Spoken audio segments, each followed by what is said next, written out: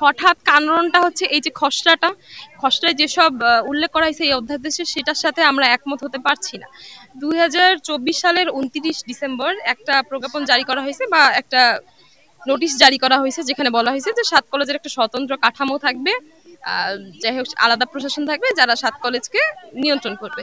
কিন্তু হুট করে সেই স্বতন্ত্র কাঠামো থেকে আমাকে যে একটা মানে ইউনিভার্সিটি বানাই দিচ্ছে আর সেখানে স্কুলিং মডেলটা দিচ্ছে, এটা তো মানা যায় না।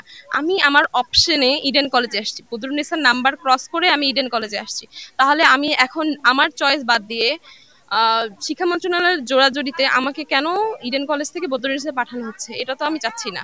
21-22 থেকেও টানাটানি করা হচ্ছে যে আমরা এর মধ্যে না না না টানাটানি আপনি দেখতে পারেন, বাইরে গিয়ে আন্দোলন দেখতে পারেন। যে আমি তো ভাই একটা কথা বলি, আমার কখন আমাকে এখান থেকে টেনে বিশ্ববিদ্যালয় থেকে বের করে অন্য বিশ্ববিদ্যালয়ে নিয়ে যাবে বা অন্য কলেজে নিয়ে যাবে, এর জন্য তো আমি অপেক্ষা করে থাকতে পারি না। আমাকে যখন তখন এখান থেকে বদরুন্নেসায় পাঠিয়ে দিতে পারে।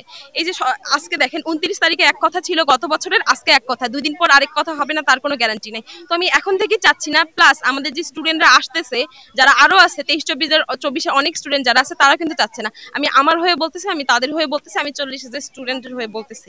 সহশিক্ষা চাচ্ছি না কারণ আমরা এখানে আমি যদি বলি ইডেন কলেজ আর বদরুন্নেসা কলেজ অনেকদিন থেকে মহিলা, অনেকদিন অনেক অনেক বছর আগের, 100-150 বছর আগের মহিলা কলেজ। একটা এত ঐতিহ্যপূর্ণ একটা কলেজকে ভেঙে তার মধ্যেই কেন ছেলেদের নিয়ে আপনাকে বিশ্ববিদ্যালয় করতে হবে? আরো জায়গা আছে, আপনারা আরো জায়গায় গিয়ে অন্য বিশ্ববিদ্যালয় তৈরি করতে পারেন।